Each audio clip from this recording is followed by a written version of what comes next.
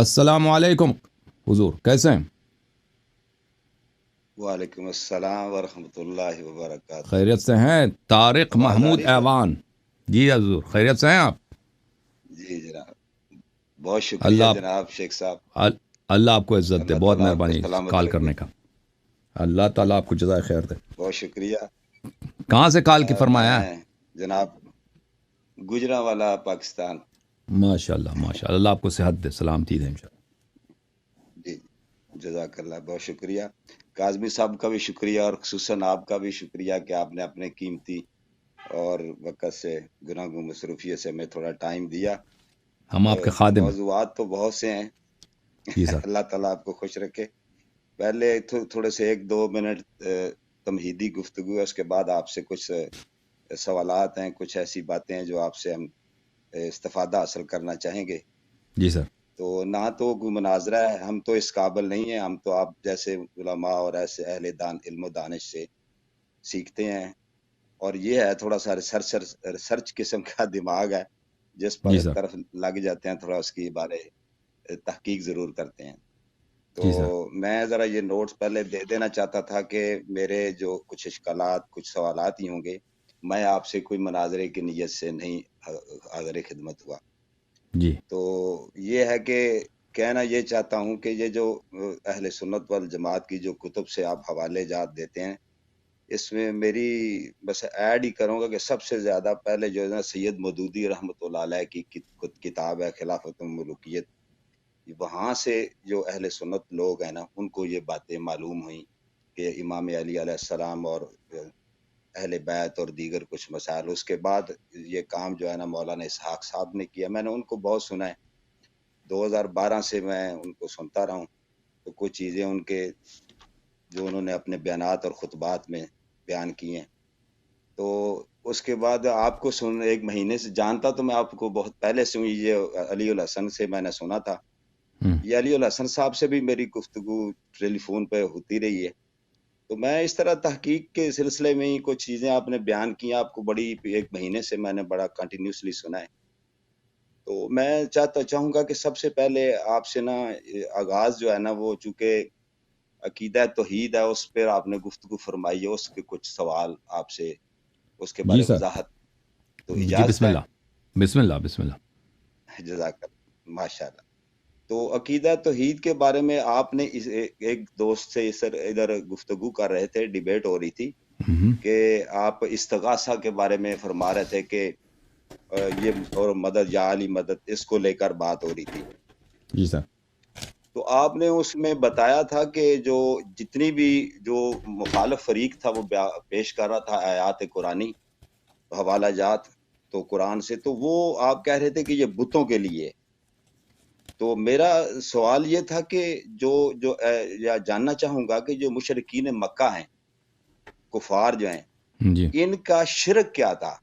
جبکہ میں ایک آیت آپ لکھ لیجئے گا، سورت ہے یونس، قرآن پاک کا پارہ ہے 11واں۔ تو جی توحید سے بات کریں گے، اگر جتنا آپ کی ذرا نوازی ہوگی کہ جتنا ٹائم مجھے دیں گے، مجھے جی کوئی جی نہیں ہے، مجھے آپ سے بات کر کے خوشی ہو رہی ہے، تو وہ آپ کے پاس جتنا ٹائم ہے، بڑی لائن ہوگی، مجھے یہ بھی احساس ہے۔ تو جی سر۔ میں مختصر کرتا ہوں، سورت یونس آیت نمبر 31 ہے۔ آپ تو اس میں اللہ تعالیٰ اپنے پیارے حبیب سے ارشاد یعنی حکم فرما رہے ہیں، کل یعنی اے میرے پیارے محبوب پوچھیں ان سے۔ تو وہ اگر آپ نکال لیتے تو آیت، اگر آپ کہتے ہیں تو میں ادھر پڑھ میں دیتا ہوں، نکال یا لیتا ہوں، آپ پڑھ اگر لیں آپ کے تو۔ سامنے سورہ یونس آیا نمبر 31، ہاں میں دکھا لیتا ہوں۔ جی جی، تو وہ ذرا پڑھیں گے آپ؟ تو میرے سامنے تلاش میں کرنے میں پڑھوں گا، تھوڑا ٹائم زیادہ لگے گا۔ جی میں پلیز نکال آپ لیتا ہوں۔ نکال لیجیے۔ یونس 208۔ کل اعوذ باللہ من الشیطان ہاں، الرجیم۔ کل من یرزق، اعوذ باللہ من الشیطان الرجیم، بسم اللہ الرحمن الرحیم۔ جی بسم اللہ پڑھیے گا۔ آپ پڑھیں کوئی بات نہیں، میں بھی پڑھ سکتا ہوں، آپ پڑھیں، اچھا بسم نہیں، اللہ میرے سامنے پوری آیت نہیں ہے، آپ کریں۔ اوکے، میں پوری آیت کل پڑھ من لیتا ہوں۔ یرزقکم، ہاں کل میں من نکال لوں۔ من یرزق، اچھا، جی 20 ہے پلیز۔ یہ۔ اعوذ باللہ من الشیطان الرجیم۔ قل من يرزقكم من السماء والأرض أم من يملك السمع والأبصار ومن يخرج الحي من الميت ويخرج الميت من الحي ومن يدبر الأمر فسيقولون الله فقل أفلا تتقون صدق الله العلی العظیم. جی آیا صدق اللہ العظیم.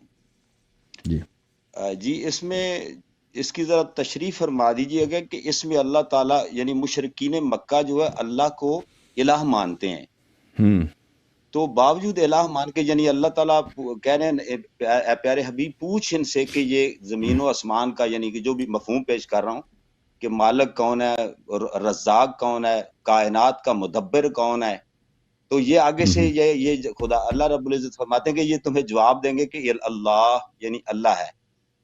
تو یہ اللہ کو ماننے کے باوجود بتوں کو جو پوجا کرتے تھے، تو بتوں میں نے جو سنا ہے یا جو میرے ناقص علم کے مطابق اس میں انبیاء کے بھی وہ کرتے تھے اور کچھ ملائکہ تھے ان کی بھی وہ مطلب ان کو الہ یا ان کی عبادت کرتے تھے.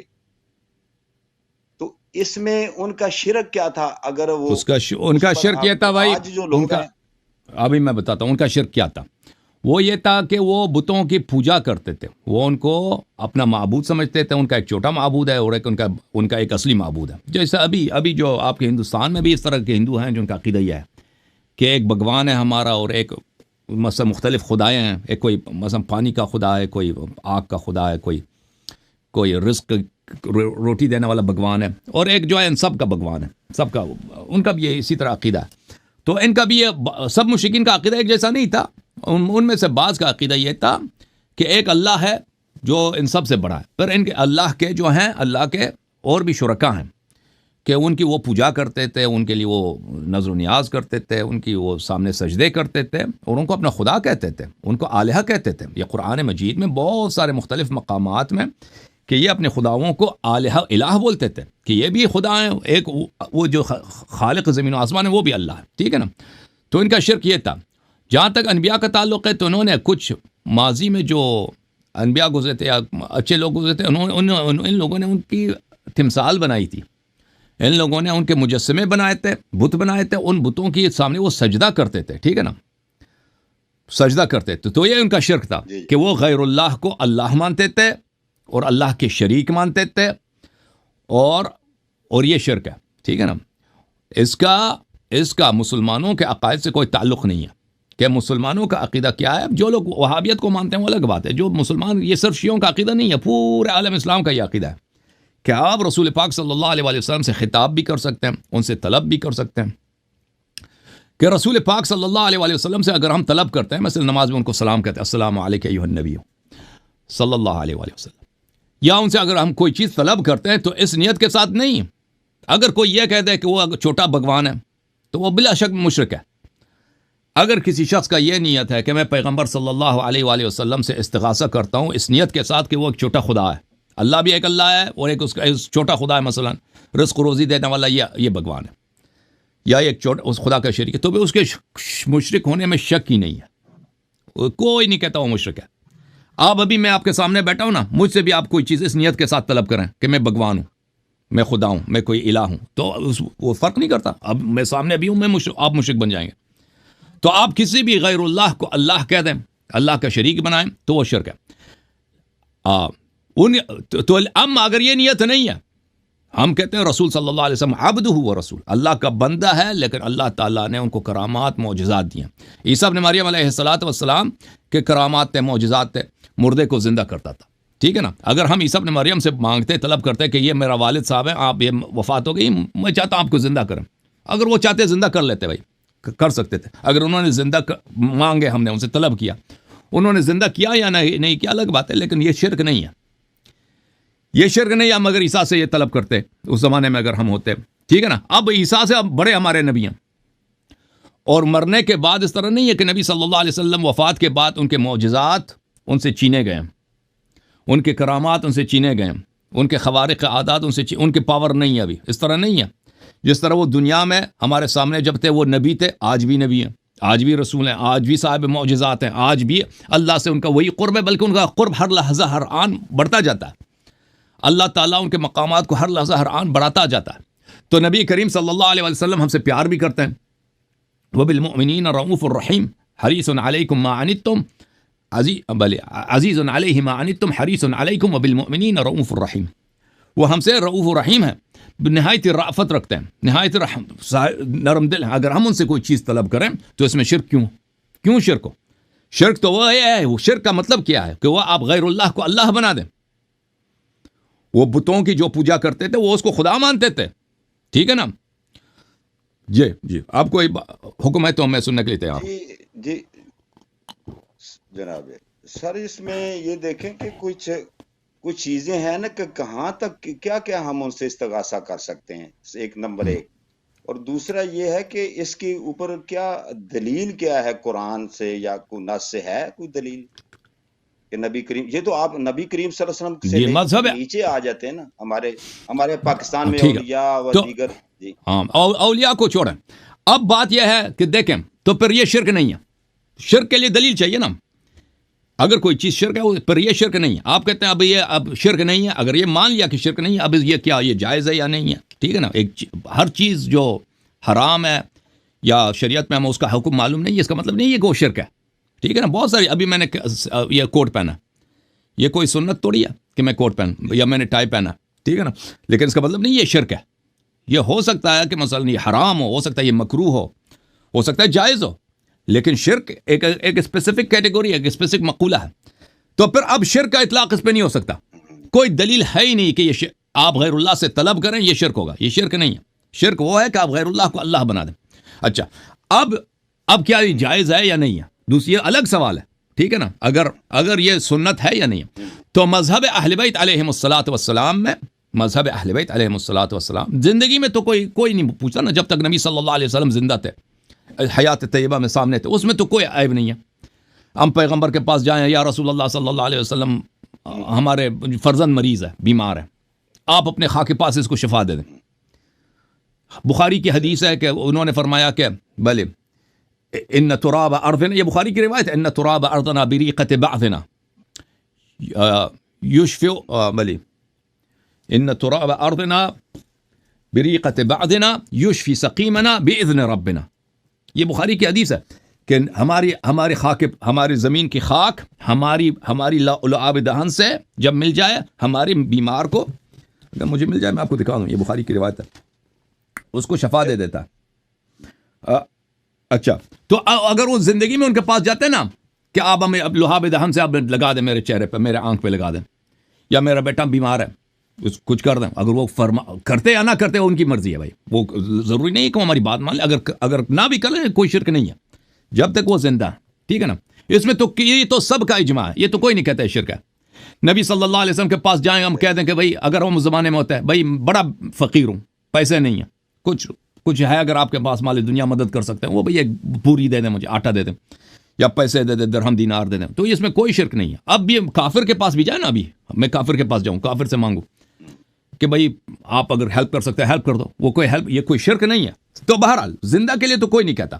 اب مرنے کے بعد یہ کوئی حدیث نہیں ہے بھائی کہ نبی صلی اللہ علیہ وسلم کے مرنے کے بعد یہ حرام بن جاتا ہے یا مکروہ بن جاتا ہے، یہ کوئی آیا نہیں ہے، کوئی حدیث کچھ بھی نہیں ہے کہ کوئی کہہ دے کہ یہ حرام بن جاتا ہے۔ شرک تو دور کی بات ہے، یا مکروہ بن جاتا ہے۔ اچھا، یہ جہاں تک ہمارے بھائیوں کا تعلق ہے ان کی کتابوں کا، ان کی کتابوں میں اتنی زیادہ باتیں نہیں ہیں کہ اس کیونکہ زیارات کی، دیکھیں ہمارے ہاں جو مذہب اہل بیت علیہ السلام ہے، ایک بہت زیادہ روایات ہے زیارت کے آداب، کہ آپ نبی صلی اللہ علیہ وسلم کے بارگاہ میں جائیں، امیر المؤمنین علی علیہ السلام کے بارگاہ میں جائیں، امام حسین علیہ السلام یا اہل بیت طاہرین علیہ السلام کے بارگاہ میں جائیں تو کیسے کس ادب کے ساتھ زیارت کریں، بہت تفصیل کے ساتھ ہے، اور مختلف طریقے ہیں کہ مثلا کتنے دن پہلے آپ روزہ رکھنا شروع کر دیں، راستے میں آپ کے جب جا رہے ہیں تو آداب سفر کیا ہیں، اور وہاں جب پہنچ جائیں تو کس طرح آپ وہاں پہ غسل کریں جانے سے پہلے، اور سفید کپڑے پہنیں، اور پھر کس ادب کے ساتھ وہ دائیں پیر پہلے داخل کریں، وہ بہت زیادہ تفصیل کے ساتھ بیان کی گئی ہے۔ اور ہمارے یہ سب روایات ہیں، اس طرح نہیں کہ علماء کے اجتہاد ہیں، نہیں، سب احادیث ہیں، روایات ہیں۔ اب ہم مخالفین کے کتب میں جب جاتے ہیں نا، اس میں کچھ بھی نہیں ہے، بخاری مسلم میں کچھ بھی نہیں ہے زیارت کے متعلق، زیارت کے آداب کے متعلق، ہمارے کتب میں بہت زیادہ ہے۔ اچھا، تو اس میں ان زیارات میں بہت ملتا ہے ہمیں کہ آپ اہل بیت طاہرین علیہ السلام کی زیارت کو جب جائیں تو ان سے اپنی حاجت طلب کریں، دنیاوی حاجات طلب کریں، ٹھیک ہے نا؟ تو یہ منصوص ہے ہمارے ہاں، روایات زیادہ ہیں۔ تو مذہب اہل بیت میں یہ چیز ثابت ہے۔ اس کے علاوہ جو بقیہ مسلمین ہیں وہ کوئی ان میں سے کوئی نہیں کہتا، سوائے وہابی ابن تیمیہ کے ماننے والے کہتے ہیں یہ شرک ہے، باقی کوئی نہیں کہتا کہ آپ طلب نہیں کر سکتے نبی صلی اللہ علیہ وآلہ وسلم سے۔ آپ کے یہ بریلوی حضرات، صوفیہ حضرات، حنفی، ماتریدیہ، اشاعرہ، مالکیہ، یہ سب جائز سمجھتے ہیں، سوا صرف حنابلہ، اور وہ بھی حنبلی حضرات ابن تیمیہ کے بعد انہوں نے اس کو شرک قرار دیا، باقی سب اس کو جائز سمجھتے ہیں۔ ہمارے ہاں اس کے نصوص بہت ہیں، اور علی الحسن وغیرہ آئے تھے ادھر، انہوں نے طلب کیا تھا، میں نے اس کے نصوص بھی دکھائے تھے، احادیث بھی دکھائے تھے۔ جی ہاں، میں آگے چلتا ہوں۔ جی سر، بہت شکریہ۔ میں ذرا چاہتا ہوں لیکن میرے تھوڑے سوال زیادہ جی اب شرک کے متعلق میں ایک اضافہ کروں، ایک نقطہ شرک کے متعلق۔ ایوان صاحب دیکھو عزیز، یہ جو شرک، یہ جو کہتے ہیں نا شرک مثلا یہ مولوی اسحاق وغیرہ، یہ خود لوگ بری طرح کے شرک میں مبتلا ہیں، کیونکہ یہ سب کہتے ہیں کہ اللہ تعالیٰ قیامت کے دن نظر آئے گا، یہ سب کہتے ہیں اللہ تعالیٰ قیامت کے دن اسی آنکھ سے نظر آئے گا، اور وہ اپنا پیر بھی جہنم وغیرہ میں ڈال دے گا۔ تو اس کا مطلب کیا ہے؟ اس کا مطلب یہ ہے کہ اللہ تعالیٰ نستجیر باللہ نستجیب، یہ تو پہلے قرآن کے خلاف ہے، لا تدرکہ الابصار وہو یدرک الابصار وہو اللطیف الخبیر، لا تدرکہ الابصار، آنکھیں اس کو نہیں دیکھتی، وہو یدرک الابصار، وہ آنکھوں کو دیکھتا ہے، وہو اللطیف الخبیر، وہ چھوٹی باتوں کو جانتا ہے، لطیف بہت ہی باریک چیزوں سے آگاہ ہے، اور وہ ہر چیز کو جاننے والا ہے۔ پہلی بات یہ قرآن کے خلاف۔ دوسری بات، جو چیز آنکھ سے نظر آتی ہے اس کا مطلب وہ سامنے ہے، وہ کسی خاص جہت میں ہے، کسی خاص ڈائریکشن میں ہے۔ اگر کسی چیز خاص ڈائریکشن میں نہیں ہے سامنے، نہیں نظر نہیں آئے گا۔ اور جو بھی چیز آپ کے سامنے ہے کسی خاص ڈائریکشن میں ہے، اس کا مطلب ہے کہ وہ اجزاء سے بنی ہے۔ اجزاء ہوں گے، دیکھ اجزاء ہوں گے تو آپ ہوں گے، آپ کا ہاتھ ہوگا تو آپ ہوں گے، آپ کا یہ ہاتھ ہوگا، یہ سر وغیرہ ہوں گے تو ہوں گے۔ یہ کتاب ہے بھائی، یہ کتاب ہے، ٹھیک ہے نا؟ یہ کتاب، اس کے صفحات ہوں گے، اس کے تمام اجزاء ہوں گے تو یہ کتاب ہوگا، ٹھیک ہے نا؟ جو بھی چیز اجزاء سے بنی ہے، اجزاء وہ ان اجزاء کا محتاج ہے، وہ اس محل کا محتاج ہے، وہ اس چیز کا محتاج ہے جس نے اس اجزاء کو جمع کیا ہے۔ یہ بہت ہی عقلی بات ہے، جیسے 2 اور 2 4 ہوتے ہیں نا، 2 + 2 = 4۔ اب دنیا میں کوئی بھی شخص ہاں جو بھی شخص توجہ کرے اس بات پہ کہ 2 اور 2 4 ہوتے ہیں، تو جو لوگ کہتے ہیں کہ اللہ تعالیٰ نظر آتا ہے، تو اللہ تعالیٰ، یہ تو آپ نے اللہ کو مخلوق بنا دیا، پر اس کا خالق کون ہے؟ یہ تو خالق کون نہیں ہو سکتا، اس کی اپنی خالق ہونی چاہیے، اس کی اپنی آغاز ہے، اس کی اپنی انتہا ہے۔ اب جسم دیکھیں، جسم کا پہلی خاصیت کیا ہے؟ جسم اپنے اجزاء کا محتاج ہوتا ہے، محل کا محتاج ہوتا ہے۔ محل کا بنانے والا وہ نہیں ہو سکتا، کیونکہ محل ہوگا تو یہ ہوگا نا۔ اللہ اگر جسم ہے، وہ جگہ ہوگا، وہ آسمان جہاں بھی وہ جگہ ہوگا تو وہ ہوگا۔ اس جگہ کا بنانے والا وہ نہیں ہو سکتا، کیونکہ وہ خود وہ خود اپنے وجود کے لیے اس مال کا محتاج ہے۔ تو پھر اس کا پتہ یہ چلا کہ وہ خود مخلوق ہے، وہ خود محتاج ہے، اس کا اپنا خالق ہے۔ جو لوگ ہمیں شرک، یہ سب جماعت مخالفین کا اس مسئلے پہ اجماع کہ وہ اللہ کو نظر ہے۔ یہ صرف مذہب اہل بیت علیہ السلام اور معتزلہ کا، معتزلہ بھی ہمارے ساتھ اس مسئلے پر ہیں کہ اللہ تعالیٰ نظر نہیں آئے گا روز قیامت۔ اللہ تعالیٰ نہ دنیا میں نظر آ سکتا، نہ قیامت میں نظر آ سکتا، کبھی نظر نہیں آئے گا اللہ تعالیٰ۔ اور جو بھی نصوص ہیں وہ قابل تعویل ہیں۔ اچھا، تو یہ خود بدترین شرک میں مبتلا ہے کہ اللہ تعالیٰ کو وہ ایک جسم سمجھتے ہیں، اور جسم پہلی شرط کیا ہے؟ ہر جسم مخلوق ہے، ہر جسم محتاج ہے، ہر جسم کا خالق ہونا چاہیے۔ وہ زمین و آسمان، جسم زمین و آسمان کا خالق نہیں ہو سکتا جسم۔ کیوں؟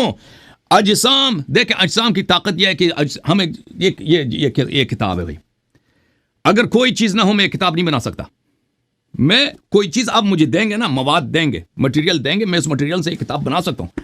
میں مٹیریل کا مثلا لکڑ سے یا دوسرے اجزاء سے، میں ان کا، انسان کے پاس کیا قوت ہے کہ اس کے ہم تبدیل کر سکتے ہیں شکل صورت، کتابی صورت دے سکتے ہیں، ہم دے سکتے ہیں۔ چائنا، امریکہ، رشیا، فرانس، یہ سب جمع ہو جائیں، ذرہ نہیں بنا سکتے، عدم سے ذرہ نہیں بنا سکتے، نہیں بنا سکتے۔ وہ ذرے کو چینج کر سکتے ہیں، آپ ان کو دے دیں نا، لوہا دے دیں، لوہے سے وہ کیا بنائیں گے؟ انگوٹھی بنائیں گے، لوہے سے گاڑی بنائیں گے، لوہے سے مائکروفون بنائیں گے۔ یہ مختلف اشیاء کے اشکال بدل سکتا ہے انسان۔ بنا نہیں سکتا, خلق نہیں کر سکتا. یہ سب جسمانی اجزاء ہیں. جسم کی محدودیت یہ ہے کہ وہ دوسرا جسم نہیں بنا سکتا, وہ جسم کے اشکال کو بدل سکتا. تو جو جسم ہے وہ زمین و آسمان کا خالق بھی نہیں ہے. اور پھر جسم خود حادث ہے, ہر جسم حادث ہے. اس کی دلیل اور جگہ پہ میں کبھی آپ کو بتاؤں گا کہ اس کا اپنی ابتدا ہے. جسم ازلی نہیں ہو سکتا, ابدی نہیں ہو سکتا, اس کی اپنی ابتدا ہے. تو جو لوگ دیکھو شیعوں کو کہتے ہیں کہ تم شیعہ غیر اللہ سے طلب کرتے ہو, یہ شرک ہے. سبحان اللہ, یہ کیوں شرک ہو بھائی؟ غیر اللہ سے طلب کرنا کیوں شرک ہو؟ کیوں ہم اگر غیر اللہ کو اللہ مانیں یا اللہ جیسا مانیں یا اس کو چھوٹا بھگوان چھوٹا اللہ مانیں تو شرک ہوگا. وَإِلَّا ہم نبی کو نبی مانتے ہیں, یہ شرک. لیکن تم خود اللہ کے متعلق کیا کہتے ہو؟ تم نے خود اللہ کو ایک جسم بنا دیا, ختم بات. تم خود مجسم ہو, اور مجسمے کے کیا احکام ہے؟ وہی ہے کہ جسم کبھی اللہ نہیں ہو سکتا, خالق کون نہیں ہو سکتا. جی بسم اللہ, مزید بولیں. ان بریکٹ چھوٹا سا اسی کو چھوٹا سا سوال ہے, وہ مختصری جواب. لا تدرک الابصار جو آپ نے آیت کا حوالہ دیا ہے شیخ صاحب, اس میں پیارے حبیب معراج شریف کا واقعہ ہے, تو کیا نبی اکرم صلی اللہ تعالی علیہ وسلم کے بارے جو کچھ ہمارے ہاں یہ جو عقیدہ ہے پایا جاتا ہے کہ آپ نے حضور اللہ رب العزت خالق کائنات کا دیدار فرمایا ہے, تو کیا ائمہ اطہار جو ہیں علیہ السلام تو اور آپ کی رائے جاننا ما کذب الفؤاد ما رأى, دیدار کیا ما کذب الفؤاد ما رأى ولقد جی, کہ دل نے جو دیکھا وہ جھوٹ نہیں تھا. وہ جبرائیل علیہ الصلوۃ والسلام کے دیدار تھا. جبرائیل کی جو اصلی شکل و صورت ہے, جبرائیل جب نبی صلی اللہ علیہ وسلم کے بارگاہ میں آتے تھے نا, وہ اپنے ظاہری شکل, وہ انسان کی صورت میں یا اور شکل میں آتے تھے. اصلی شکل و صورت جبرائیل کا جو بڑا خوبصورت ہے, بہت ہی, وہ اور طرح کا ہے. اس کے پر کیسے کتنے پیارے ہوں گے اس کا شکل و صورت علیہ السلام. تو جبرائیل علیہ الصلوۃ والسلام کو دیدار کیا نبی صلی اللہ علیہ وآلہ وسلم نے. اور اللہ ہمارے اہل بیت علیہ السلام کا نص ہے اس مسئلے پر کہ شب معراج اللہ کو نہیں دیکھا پیغمبر نے, اللہ سے خطاب ہوا ہے. مولانا اسحاق نے بھی بیان کیا ہے, ہاں, اللہ سے خطاب ہوا ہے. اللہ نے ان سے بات کیا. اللہ بات جو کیا نا پیغمبر, ہمارے احادیث ہیں اہل بیت علیہ السلام کے, کہ اللہ اس طرح نہیں بات کرتا کہ اس کے زبان ہے یا اس کی گلا ہے یا پیپڑے ہیں. اللہ تعالیٰ نے آواز ایجاد کیا, ساؤنڈ ایجاد کیا, ساؤنڈ ایجاد کیا. نبی صلی اللہ علیہ وسلم سے خطاب فرمایا. وہ اللہ کو انہوں نے نہیں دیکھا. یہ اس کے وہ قرآن کی جو آیت ہے ما کذب الفؤاد ما رأى, جو دل نے دیکھا وہ جھوٹ نہیں تھا, وہ اشارہ ہے جبرائیل علیہ السلام کی طرف. جی, جبرائیل کو دیکھا تھا انہوں نے. جی, وَلَقَدْ رَآهُ نَزْلَةً أُخْرَىٰ عِندَ سِدْرَةِ الْمُنتَهَىٰ. جی, مولانا اسحاق صاحب نے بھی ایسے ہی فرمایا تھا. اچھا, آپ کے پاس کتنا ٹائم مجھے دے سکتے ہیں؟ ایک دو جی بسم اللہ, میں خدمت میں حاضر ہوں ایوان صاحب, بسم اللہ کریں, آپ پوچھیں. ماشاء اللہ, جزاکم اللہ خیر. اچھا, آگے چلتے بڑھتے ہیں سر. یہ جو ہے نا ادھر ایک چیز بتا رہا تھا, ایک اور قرآن پاک کی آیت ہے, ہاں اسی پہ آپ کے بیان سے ابھی تھوڑی دیر, وعد اللہ الذین آمنوا وعملوا الصالحات لیستخلفنہم فی الارض, یہ اس کے بارے. تو یہ آج جو کہ جب میں آخری امام حسن عسکری علیہ السلام رحمۃ اللہ علیہ, ان کی جو شہادت ہے وہ 260 ہجری میں ہوئی ہے. تو اس کے بعد امام غائب یعنی امام مہدی تشریف لائیں گے, جو کہ اجماعی عقیدہ ہے امت مسلمہ میں کو آئیں گے, ظہور ہوگا. تو اب جو اگر کیا یہ وعدہ ابھی بھی ہم آمن و عامل الصالحات جو لوگ ہیں جو زمین پر یعنی سیاست کر رہے ہیں, حکومت کر رہے ہیں, جیسے ایران ہے یا دیگر پوری دنیا کے اندر, تو کیا یہ اب بھی یہ ان لوگوں کو بھی یہ پہنچ سکتا ہے کہ خلافت مل سکتی ہے, یا کہ مخصوص ہے صرف ائمہ اطہار کے لیے؟ دیکھیں جو پوری زمین کی الگ ہے نا, جو پوری زمین کی حکومت ہے, جس میں خلفائے راشدین کے لیے نکار رہے ہیں اور ائمہ اطہار کے لیے آپ جو توضیح اور جو اس کی تشریح فرما رہے تھے. تو اب میرا سوال اس میں سے درمیان میں سے ایک نیا سوال ہے کہ اب جو یستخلفنہم فی الارض نہیں ہو سکتا ہم آمن و عامل الصالحات کے لیے, وہ تو پوری خلافت فی الارض ہے نا, وہ جیسے آپ والذی ارسل رسولہ بالہدی, وہ پورے ادیان پر غلبہ ہے, وہ تو آنا ہے. اب چھوٹی کسی حصے میں جی تو عرض یہ ہے کہ دیکھیں یہ جو ابھی جو خلافت کا جو حکومت اسلامی کا جو جہاں ابھی دیکھیں نا, وہی ہے مسلمانوں کے درمیان بہت ساری تحریکیں چل رہی ہیں, بہت سارے پولیٹیکل پارٹیز ہیں, سیاسی پارٹیاں ہیں اور عسکری تنظیمیں ہیں، ان کا نصب العین مقصود یہی ہے کہ وہ حکومت بنا دیں، حکومت اسلامی کے، کہ ہم اسلام نافذ کریں گے اپنے ملک میں یا پھر پوری دنیا میں۔ ایران میں بھی جو حکومت بنی ہے اس کا ہدف یہی تھا۔ خمینی صاحب نے جو انقلاب کیا ہے کہ اسلام جو ہے ایک جامع دین ہے، اس میں حکومت کے احکام ہے، اور اس میں ہم شاہ ایک فاسق آدمی ہے، شاہ ایک سیکولر آدمی ہے، اسلام خطرے میں ہے، ہم اسلام کو بچانے کے لیے اور مسلمانوں کی عزت بچانے کے لیے ہم اس اسلامی ملک میں اسلامی حکومت بنائیں گے، اور پھر اس کو دوسرے ملکوں میں بھی بنائیں گے۔ صرف انہوں نے کہا تھا کہ صرف ایران میں نہیں، دوسرے ملکوں میں بھی بنائیں گے۔ تو یہ جو باتیں ہو رہی ہیں یہ سب کے سب اس کا کوئی ریشہ اسلام میں، قرآن میں، سنت میں نہیں ہے۔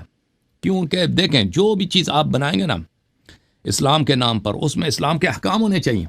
ابھی دیکھیں اگر میں کوئی کہتا ہوں نا کہ یہ سنت ہے کہ آپ مثلا نماز اس طرف سے پڑھیں، تو وہ اس کی حدیث ہے بھائی، میں اپنے سے تو نہیں بنا سکتا، اور میں بنا سکتا ہوں بھائی کہ تم اس طرح سے نماز پڑھو، یہ تو کفر ہے اگر میں کہہ دوں کہ بھائی تم اس طرح سے نماز پڑھو۔ کوئی حدیث، کوئی روایت، کوئی سنت، کچھ بھی نہیں، ایسے میں بنا دوں، یہ کوئی کر سکتا ہے بھائی؟ نہیں کر سکتا۔ تو اسی طرح میرے محترم ناظرین اس بات کو اچھی طرح سے یاد رکھیں کہ حکومت اسلامی کے جو احکام ہیں، جو قوانین ہیں، وہ نہ شیعہ کے پاس ہے نہ جماعت مخالف، کسی کے پاس نہیں ہے۔ یہ وہ چیپٹر ہے اسلام کا، سنت کا جو مفقود ہے، یہ کسی کے پاس نہیں ہے۔ یعنی آپ بخاری، مسلم، مسند احمد، سنن ترمذی اس میں سے نکال دیں جو حکومت کے احادیث ہیں، کچھ بھی نہیں ہے، کچھ بھی نہیں ہے، سوائے 2-3 حدیث کے خلفاء قریش سے ہوں گے، خلفاء کی طاعت کرو چاہے وہ فاسق بھی کیوں، اس کے علاوہ کچھ بھی نہیں ہے۔ حکومت کے لیے ہزاروں قانون ہوتے ہیں۔ اب حکومت پاکستان ہے، کتنے قانون ہیں اس کے، اللہ جانتا ہے کہ کتنے قانون ہیں۔ اس میں آپ کے پاکستان کا آئین ہے کہ پاکستان کی حکومت کا سربراہ کون ہوگا؟ صدر ہوگا، اس کے بعد وزیر اعظم ہوگا، صدر کس طریقے سے بنے گا، وہاں پہ سینٹ ہے، وہاں پہ پارلیمنٹ ہے، وہ ہر ایک کے قانون ہے، ایک ایک کر کے۔ اب اس پہ کوئی عمل نہیں کرتا اور بات ہے، لیکن اس آئین بھی ہے، قانون، آئین کے علاوہ قانون بھی ہے، اور وہ قانون بنائے گئے۔ وہ سب قانون کہاں سے لائے گئے؟ یورپ سے لائے گئے، برطانیہ سے لائے گئے، اور اس کو بعض جگہوں پہ انہوں نے چینج کیا۔ وہ اللہ سسٹم وہی ہے پاکستان کا جو برطانیہ کا ہے، برطانیہ کا پارلیمانی نظام انہوں نے یہاں پہ شامل کیا، ٹھیک ہے نا۔ ایران میں بھی جو سسٹم ہے وہ کہاں سے لے کے آئے؟ وہ فرانس سے لے کے آئے۔ خمینی صاحب جب فرانس میں تھے تو ان کے ساتھی تھے ایک بہت ہی معروف آدمی، ڈاکٹر حسن حبیبی نام تھا ان کا، وہ فرانسیسی زبان جانتے تھے۔ ان کو انہوں نے ڈیوٹی دی تھی کہ تم قانون لکھ دو، ہمارے لیے آئین لکھ دو، تم مجتہد تم ہو، امام تم ہو، ولی فقیہ تم ہو، تم اس کو بولتے ہو۔ تو اس نے کیا کیا بھائی، فرانس کا جو کانسٹیٹیوشن ہے اس کو فارسی میں ترجمہ کیا ہے، پھر اسی کے روح سے ان لوگوں نے، بنی صدر نے، حسن حبیبی، ان لوگوں نے ایران کا، وہ فرانس میں ان لوگوں نے لکھا تھا قانون ہے جو اس کو آئین بولتے ہیں نا اردو میں، کانسٹیٹیوشن لکھا تھا۔ پھر ایران میں جب دوبارہ لوگ ایران آئے تو اسی کو مجلس بناتا ہے ایران میں کانسٹیٹیوشن بنانے کے لیے، مجلس خبرگان قانون اساسی فارسی میں اس کو کہتے ہیں۔ اس کا صدر تھا آیت اللہ منتظری، اس کا نائب صدر تھے آیت اللہ بہشتی۔ تو ان لوگوں نے اسی کو کچھ چینجز لائے تھے اس میں، وہی اس کا ڈھانچہ وہی ہے، فرانس والا ہے، لیکن وہاں پہ تبدیلی یہ لائی ہے انہوں نے کہ وہاں پہ ولایت فقیہ کو بھی اس نے داخل کر دیا۔ لذا حکومت کے 4 سال کے انتخابات ہونے چاہیے یا 5 سال بعد ہونی چاہیے، مثلا صدر کس کے ہاتھ میں ہو، صدارت کس طرح انتخاب ہوگا، یہ کوئی اس کا قانون اسلام میں نہیں ہے، یہ سب مفقود ہے۔ اور یہ قوانین صرف اور صرف اہل بیت علیہ السلام کے پاس ہیں، اور اللہ تعالیٰ نے صرف امامت اور حکومت کا حق اہل بیت علیہ السلام کو دیا، اس لیے انہوں نے کبھی 2 لوگوں کے لیے بیان نہیں فرمایا۔ انہوں نے اپنے شیعوں کو ہمیشہ یہ کہا کہ تم ہمارا انتظار کرو، جب ہماری حکومت بنے گی تو ہم خود حکومت بنائیں گے، تو ہم بنائیں گے، ہم آپ کو دکھائیں گے۔ اور انہوں نے اپنے شیعوں کو، آپ شیعہ کتب ہے نا وسائل الشیعہ وغیرہ وغیرہ، اس میں ایک چیپٹر بھی نہیں ہے کہ حکومت کیسے بنائی جاتی ہے، کہ کچھ بھی نہیں ہے۔ ہمارے جو مجتہد حضرات ہیں، میں ان کے طریقہ کار سے اگری نہیں کرتا، لیکن ان کے پاس بھی یہ مسئلہ اجماعی ہے۔ اجازت دیں بس 1 منٹ، ان کے پاس بھی اجماعی ہے کتاب۔ ابھی بس میں 30 سیکنڈ مجھے دینا۔ ہمارے مجتہدین کے جو کتابیں ہیں، مثلا کتاب جواہر ہے، کتاب اللہ آپ کا بھلا کرے، کتب شہید اول ہیں، شہید ثانی ہیں، کتاب علامہ حلی کے بہت سارے کتاب فقہ میں، محقق حلی، اس میں ایک چیپٹر بھی نہیں ہے کہ یہ حکومت اسلامی کا ڈھانچہ یہ ہے، اس طرح حکومت اسلامی بنے گی۔ اس حکومت کے صدر کے یہ اختیارات ہیں، وزیر اعظم کے یہ اختیارات ہیں، خلیفے کے، کچھ بھی نہیں ہے، سب مفقود، کچھ بھی نہ شیعہ کے پاس ہے نہ مخالف، کسی کے پاس نہیں ہے بھائی۔ ہاں، جماعت مخالفین نے کچھ کتابیں لکھی ہیں، مثلا ماوردی صاحب کے احکام السلطانیہ وغیرہ ہیں، لیکن وہ سب وہ حدیث روایت تو کچھ بھی نہیں ہے اس میں، وہ سب ان کے اپنے نظریات ہیں کہ جو انہوں نے حکام کے مصالح کے لیے انہوں نے جو احکام وغیرہ بنائے ان کے اپنے علماء کے اجتہادات ہیں۔ نبی کریم صلی اللہ علیہ وآلہ وسلم سے، قرآن مجید سے ان کے پاس ضعیف احادیث بھی نہیں ہے حکومت کے مسئلے پر، ضعیف بھی نہیں ہے۔ آپ صحیح تو چھوڑ دیں، اب کچھ فرما رہے تھے آپ، بسم اللہ۔ میں عرض کر رہا تھا حسن صاحب، یہ جو قرآن مجید میں ہے کہ جب زمین میں خلافت دیں گے تو وہ نظام قائم کریں گے صلاۃ کا اور زکوٰۃ کا، اور یہ نظام صلاۃ اور یہ کس یہ صرف اور صرف ائمہ ابرار علیہم الصلوۃ والسلام، اور ان کا فرزند جب آئے گا امام مہدی علیہ الصلوۃ والسلام، وہ صرف اور صرف وہ حکومت قائم کر سکیں گے، کیونکہ احکام صرف ان کے پاس ہے، نہ صرف احکام ان کے پاس ہے، اتھارٹی بھی صرف ان کے پاس ہے۔ یعنی حاکم کون ہوگا؟ اللہ کی جانب سے، یہ بھی اللہ کی جانب نے صرف ان کو بنایا، دوسروں کو نہیں بنایا اللہ تعالیٰ نے۔ اور پھر اللہ تعالیٰ نے عصمت دی ہے۔ دیکھیں، ایک حکومت جو اللہ کے نام پہ بنتی ہے، اللہ کے نام پہ جو حکومت بنتی ہے اس میں ظلم نہیں ہوتا۔ یہ دنیا والوں کی حکومت میں ظلم بہت ہوتا ہے، اللہ کی جو حکومت ہوتی ہے اس میں کوئی ظلم نہیں ہوتا۔ رسول پاک صلی اللہ علیہ وسلم کی حکومت میں ظلم نہیں تھا، امیر المؤمنین علیہ السلام کی حکومت میں ظلم نہیں تھا۔ وہ اس کے لیے معصوم ہونا چاہیے بھائی، اس کے لیے عصمت کی شرط ہے۔ غیر معصوم کو آپ اختیارات ہماری زندگی میں دیکھیں، ہمارے گھر میں ہمارے اتھارٹی ہے، ہر شخص اپنے گھر میں ایک طرح سے بادشاہ ہوتا ہے۔ ہم اپنے بچوں پہ ظلم کرتے ہیں، اپنی بیوی پہ ظلم کرتے ہیں، ٹھیک ہے نا؟ چھوٹا سا گھرانہ ہے، 5-6 آدمی، اور اب دیکھو آدمی جو شوہر جو ہے ہمیشہ کیا بنا، وہ ڈکٹیٹر بنا۔ جو آدمی نیک بھی ہے نا اپنی زندگی میں، دیکھے دیندار، وہ بھی ظلم کبھی کبھی ظلم کر لیتا ہے، کبھی کسی اور اپنی بیوی کو ناجائز طور پہ گالی دے دی، بھائی غصہ آیا، یہ گناہ، یہ فسق، یہ ظلم ہے۔ اب بچے کو مثلا بلا وجہ آپ نے تپڑ مارا ہے، یہ ظلم ہے، یہ فسق ہے۔ اللہ قیامت کے دن اس کا حساب ہوگا۔ آپ بچے کو نہیں مار سکتے بلا وجہ، ایسے غصہ آیا تپڑ مارا اس کو۔ آپ مثلا آپ کو بہت تکے ہوئے ہیں، آپ نیند کرنا چاہ رہے ہیں، کوئی شور کر رہا، آپ اٹھ کے اس کو مارے، ٹھیک؟ آپ یہ دیندار لوگ یہ کرتے ہیں، میں نہیں کہتا کہ صرف بے دین لوگ، دیندار لوگ بھی ظلم کرتے ہیں، ٹھیک ہے نا؟ وہ ایک چھوٹے سے گھر پہ وہ عدالت نہیں برقرار کر سکتے۔ جو اللہ کے نام پہ پوری زمین پہ حکومت کرے گا، پوری زمین پہ حکومت کرے گا، وہ اللہ کی حکومت میں، جو اسلام کا جو حکومت ہے اس میں حیوان پہ بھی ظلم، انسان تو دور کی بات ہے، حیوانات پہ بھی ظلم نہیں ہونا چاہیے۔ اور وہ صرف وہ کر سکتا ہے جو اللہ کی جانب سے، جیسے حضرت سلیمان علیہ السلام تھے، جیسے حضرت سلیمان علیہ السلام کی حکومت تھی نا، کہ جن ان کی اطاعت کر رہا ہے، ہوا ان کی اطاعت کر رہا ہے، انس ان کی اطاعت کر رہے ہیں، شیاطین ان کی اطاعت فرما رہے ہیں، اطاعت کر رہے ہیں۔ تو اسی طرح وہ اس شخص کے ہاتھ میں ہوگا جو معصوم ہے۔ جی بسم اللہ۔ سر بہت شکریہ، جزاک اللہ۔ یہ اب آپ کی رائے جاننا چاہوں گا، آپ کے علوم سے استفادہ کر کے، جو جتنی بھی آپ نے بڑی اچھی جواب دیا اس کا تفصیل اور مفصل، مسلمان کیا کریں اس وقت؟ کیا کرنا مسلمان دیکھیں جو ظہور نہیں ہوتا، ہاں بالکل، یہ بات یہ نظام پر عمل کریں کیسے؟ ہاں بالکل، یہ میں آپ کے بات میں اچھی طرح سے جانتا ہوں۔ اہل بیت علیہ السلام نے اس کے بہت، ہمارے احادیث میں اس کے بہت جواب زیادہ ہے۔ دیکھیں یہ کہ لوگ کیا کریں، لوگ پہلی بات ہے کہ اپنا عقیدہ وغیرہ ٹھیک کرنے کے بعد، کہ دین میں عقیدہ انسان کا توحید میں، قرآن مجید کے متعلق، امامت وغیرہ میں عقیدہ صحیح ہوں، پر اعمال عبادات وغیرہ صحیح ہوں۔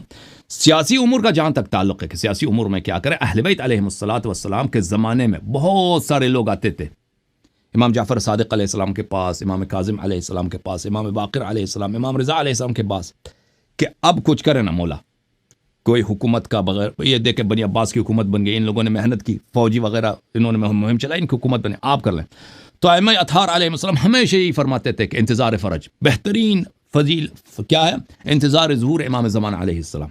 ہمارے جو شیعہ بھائی ہیں نا، جو وہ ولایت فقی والے ہیں، اس بات کا مذاق اڑاتے ہیں، اللہ جانتا ہے، یہ خود شیعہ ہو کر اس کا مذاق اڑاتے ہیں کہ یہ کیسے ہو سکتا ہے، ہم انتظار کریں۔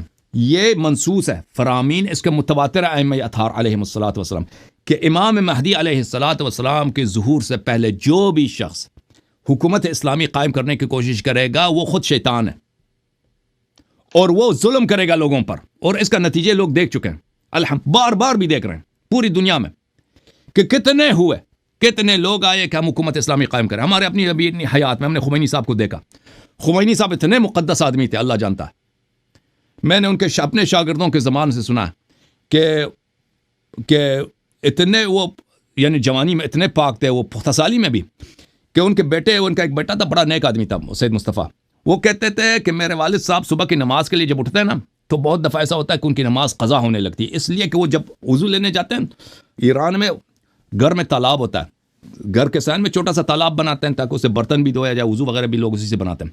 تو یہ تالاب پہ جب جاتے ہیں تو ادھر دیکھتے ہیں کہ وہاں کیڑے مکوڑے پڑے ہیں, رات کو کیڑے مکوڑے جو بگز وغیرہ نا, وہ اس میں, تو وہ ان کو رحم دلی کی وجہ سے ایک ایک کر کے اس کو اٹھاتے ہیں باہر رکھتے ہیں تاکہ یہ اللہ کے مخلوق ہیں, یہ کیا ہو جائیں, یہ دوبارہ ان کو زندگی ملے. تو وضو کرنے میں اتنی دیر لگاتے ہیں, پھر وہ آسمان جو ہے وہ سورج نکلنے لگتا ہے, پھر یہ آ کے کبھی کبھی ایسا بھی ہوتا ہے کہ یہ قریب ہو جاتا ہے کہ ان کی نماز فوت ہو جائے اسی مہربانی کی وجہ سے. تو یہ اتنے نرم دل آدمی تھے, اللہ جانتا ہے ان کی کتب آپ کی دیکھیں انہوں نے جوانی میں لکھی ہے کہ وہ کس طرح مثلا کس طرح موعظے کی کتب انہوں نے لکھی ہے. یہ میں نے بہت سارے علماء سے دیکھے ہیں ان کے کہ یہ خمینی صاحب جب موعظہ کرتے تھے نا حوض علم قم میں, لوگ ان کے موعظہ لوگ کے سن لوگ زار و قطار روتے تھے. ان کے شاگرد کہتے ہیں کہ ہم ایک دفعہ ان کی تقریر سنتے ہیں, اگلے ہفتے تک ہر اتوار بدھ کو ان کی تقریر ہوتی تھی موعظے کی, ان کے اگلے ہفتے تک بالکل ہم منتظر ان کے اثر میں رہتے تھے, ایسے جیسے اس نے جادو کیا ہم پہ, اس طرح ان کے موعظے. یہی خمینی جتنا مقدس لیکن معصوم نہیں تھا. جب یہ حاکم وقت بنا نا, اتنے بے گناہ لوگوں کو اس نے پھانسی دیا, اتنے جن کو اس نے وعدہ دیا تھا کہ میں آپ کو, میری حکومت بنے میں آپ کو نہیں چھوڑوں گا, انہیں ایک ایک کر کے اس نے پھانسی دیا. ان کے نوجوانوں پہ اس نے ہزاروں کی تعداد میں بے گناہ لوگ, یہ اس کے اتنے زیادہ ہیں اس کی بات کہ کوئی حد ہی نہیں ہے. کیونکہ امام معصوم علیہ السلام نے فرمایا کہ جو بھی شخص آئے گا اسلام کے نام پہ حکومت قائم کرنے کی کوشش کرے گا, وہ ظلم کرے گا, وہ نہیں کر سکے گا, انصاف نہیں کر سکے گا. خمینی صاحب آئے, دنیا نے دیکھا کہ ہزاروں کی تعداد میں ایران میں بہت اتنے لوگ ہیں بھائی دین سے پھر گئے اسی وجہ سے کہ اتنا جو مقدس آدمی تھا اسلام کے نام پہ اس نے ہمارے ساتھ کیا. اور آپ دیکھتے ہیں مثلا ضیاء الحق تھا, اس نے اسلام کے نام پہ کیا تماشے اس نے کیا, یا مثلا داعش ہمارے سامنے ہم نے اپنی زندگی میں دیکھا, طالبان ہم نے اپنی سامنے دیکھا, اسلام کا جو انہوں نے بدنامی کیا. اللہ آپ کا بلا کرے سعودی عرب میں کہ ہم یہ اسلامی حکومت ہے بادشاہ کا, وہ کہ یہ جو عیاشی دنیا کی یہ کرتے ہیں, اپنے عوام پہ یہ ظلم کرتے ہیں, کفار کے سامنے یہ کتے کی طرح یہ رکوع سجود میں مصروف ہیں. تو بہرحال آپ دیکھتے ہیں یہ. تو عرض یہ ہے میرے عزیزوں کہ حکومت اس وقت تک کیا کریں, ہم دنیا میں اچھے کام بہت ہیں, دنیا میں اچھے کام بہت ہیں. آپ آپ دین کی خدمت کریں, کوئی ضروری نہیں ہے کہ ہم اسلامی تحریک چلائیں کہ ہم حکومت بنائیں تاکہ ہم ظلم کریں لوگوں پر.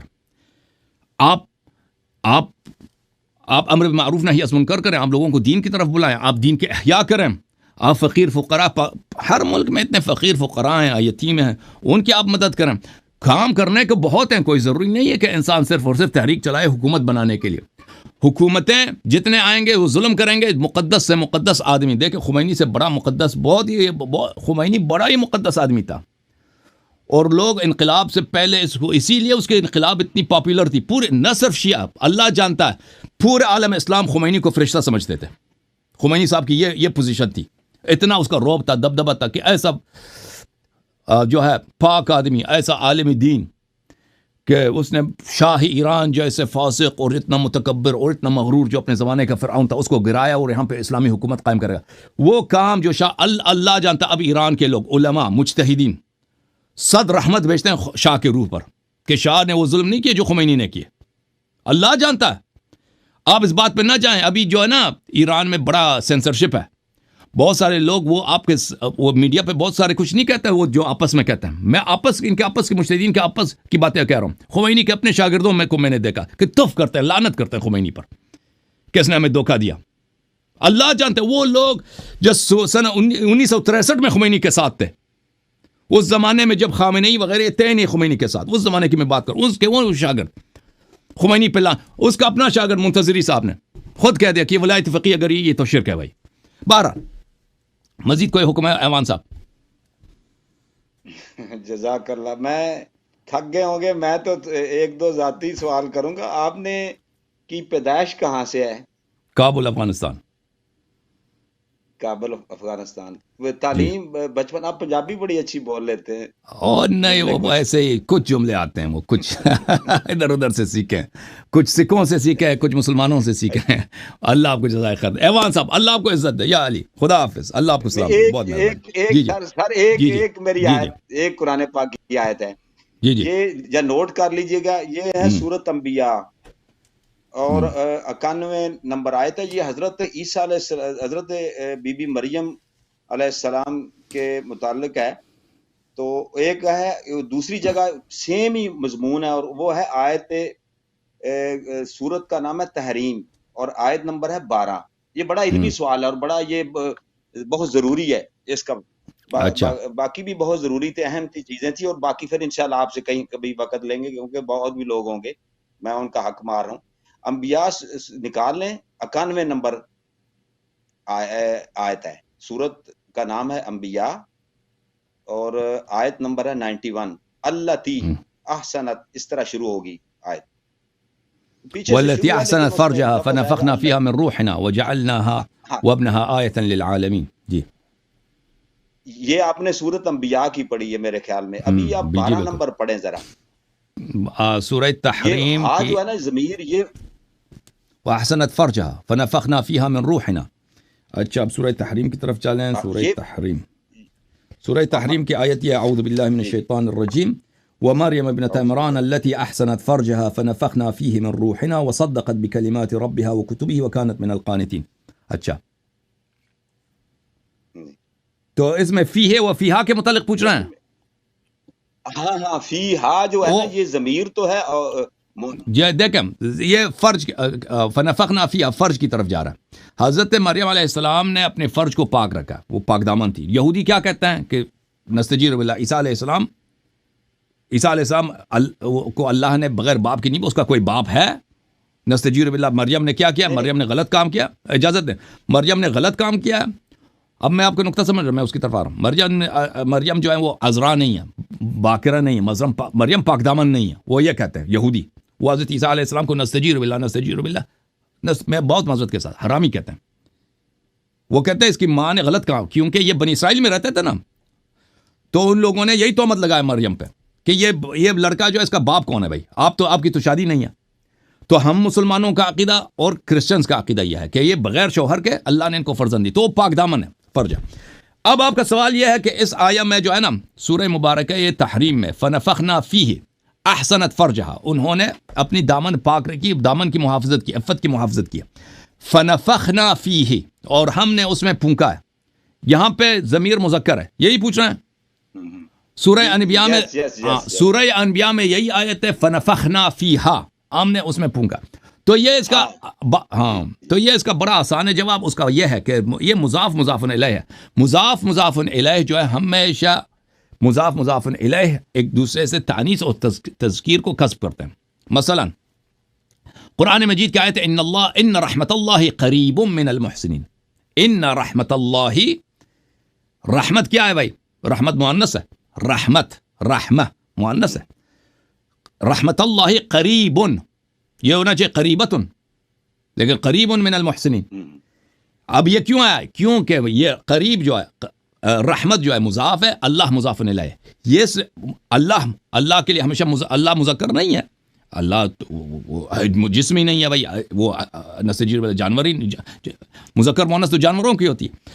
تو یہ جو ہے, لیکن لفظ میں وہ ہمیشہ مذکر ہوتا ہے. تو یہ تذکیر جو ہے مضاف نے مضاف الیہ سے کسب کیا, اسی لیے ہم نے کہہ دیا ان رحمت اللہ. اگر آیا یہ ہوتا نا, اگر کوئی قرآن کے علاوہ, کیونکہ قرآن کے الفاظ تو وہی ہیں جو لکھے ہیں, ہم چینج تو نہیں کر سکتے, لیکن اگر ایسے کوئی کہہ دے رحمت اللہ قریبتن, اللہ کی رحمت آپ سے قریبہ ہے, یہ غلط نہیں ہے, یہ صحیح ہے. قریبن بھی کہہ دے, یہ بھی صحیح ہے, کیونکہ مضاف الیہ سے تذکیر یعنی ذکوریت, مذکر کا مذکریت اخذ کر لیتا. یہاں پر بھی فنفخنا فیہا جہاں پر ہے کہ وہ مریم علیہ السلام کی جو فرج ہے, مریم علیہ السلام کی جو فرج ہے, اس میں فرج لفظ فرج جو ہے کس کی طرف اضافہ ہے, ہا کی طرف. ہا کون ہے, مریم ہے, تو وہاں سے تانیث کسب کیا. اور جہاں یہاں پر ہے فنفخنا فیہ من روحنا, سورہ تحریم میں ہے, تو یہاں پر کیونکہ لفظ فرج اس میں علامات تانیث نہیں ہے. لفظ فرج کیا ہے؟ جیسے بھلے لفظ فرج ہے جیسے مثلا کتاب وغیرہ، اس میں کوئی علامت تانیث نہیں ہے، تو لفظ کے لحاظ سے یہاں پہ آپ مذکر بھی لا سکتے ہیں، وہ کوئی فرق نہیں پڑتا اس سے، دونوں سے ہی ہیں.